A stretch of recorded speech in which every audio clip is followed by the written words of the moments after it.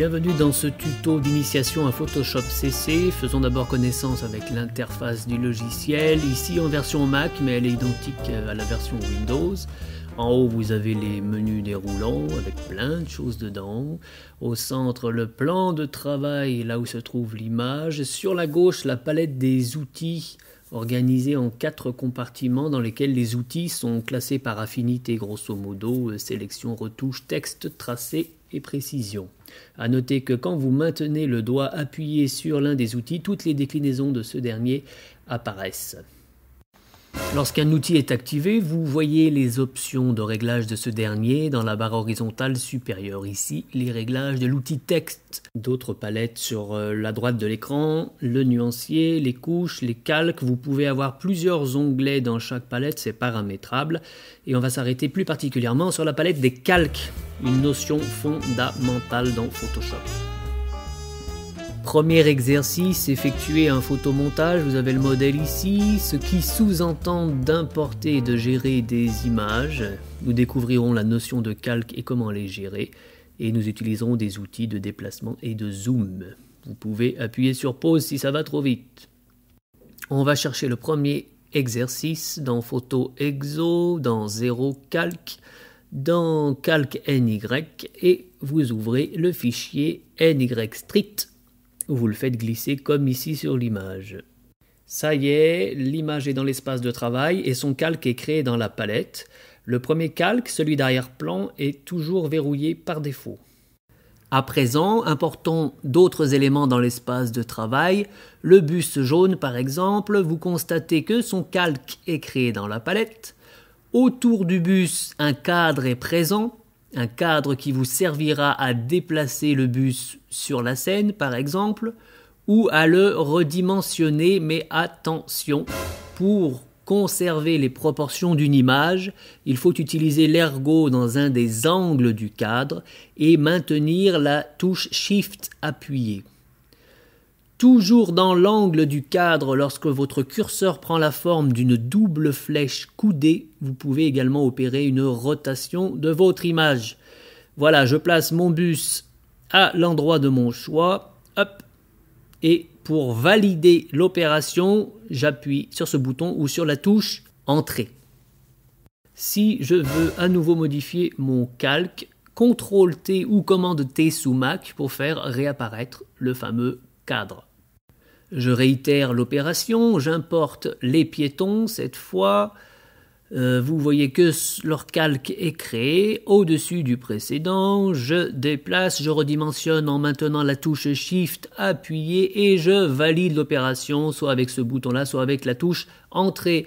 Et ainsi de suite, je réimporte d'autres éléments. Le van, hop là, je fais glisser sur la scène. Je sélectionne, je redimensionne, je fais bouger, voilà, je fais tourner le cas échéant avec Superman, petite rotation, c'est magnifique, c'est vite fait, et hop. Pour agir sur une image, en l'occurrence celle du van, il faut toujours sélectionner son calque. Ici vous avez l'icône d'objet dynamique que nous aborderons dans le 3e exercice. Sinon, le petit œil vous permet d'afficher ou non un calque. C'est pratique quand on gère plusieurs calques, on peut avoir besoin d'en masquer certains pour en modifier d'autres.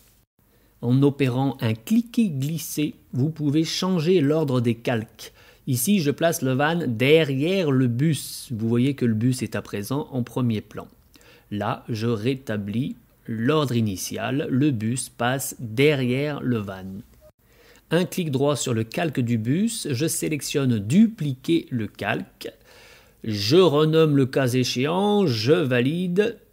Et je crée donc une copie du calque du bus. Alors attention, la copie est exactement au même endroit sur la scène que son modèle. Si vous voulez la voir, il vous faudra la déplacer au moyen de l'outil flèche dans la palette des outils. Vous voyez, les deux bus sont bien là.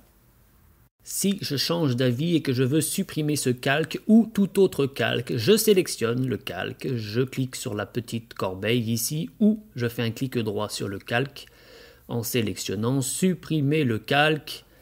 Je valide et c'est tout.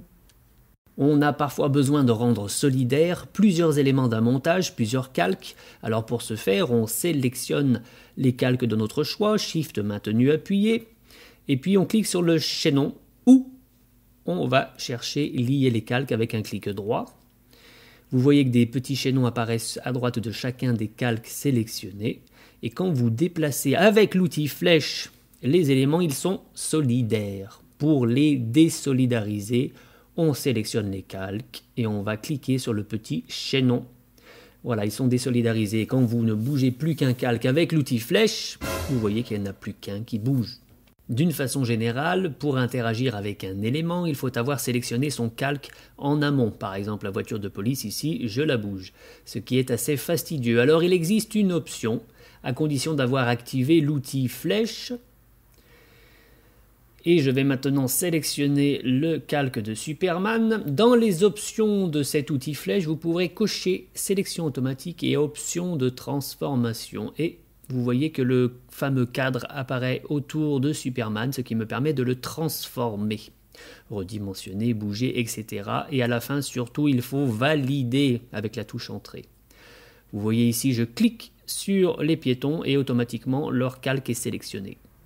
Pour ranger vos nombreux calques, vous pouvez créer des dossiers à condition de sélectionner les calques, de cliquer sur ce petit bouton en forme de dossier ou de faire un petit clic droit et d'aller chercher l'option groupe d'après les calques. Vous pouvez nommer votre dossier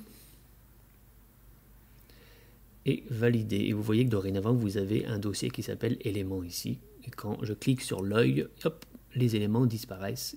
Quand sur la scène, je sélectionne Superman, vous voyez que le contenu du dossier s'ouvre. J'ai la petite flèche ici qui me permet de réduire ou de développer le contenu. Dans les options du dossier, vous pouvez faire en sorte que chaque élément soit indépendant. Donc je bouge là que Superman. Ou au contraire, quand je bouge Superman, tous les autres éléments du dossier bougent avec lui. Un peu comme tout à l'heure quand on avait lié les calques. Si vous voulez à présent fusionner des calques dont vous savez que vous n'aurez pas à les modifier plus tard, vous les sélectionnez avec CTRL maintenu appuyé ou commande sous Mac et vous allez faire un clic droit et chercher l'option fusionner les calques. Et vous voyez que là où il y avait 3 calques, il n'y en a plus qu'un qui porte le nom d'ailleurs du calque qui était le plus haut.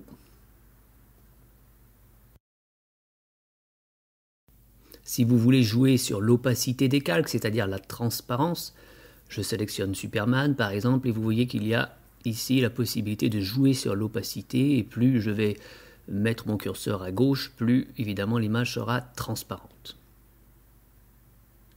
Pour gagner en précision dans votre travail, l'outil Loupe est incontournable.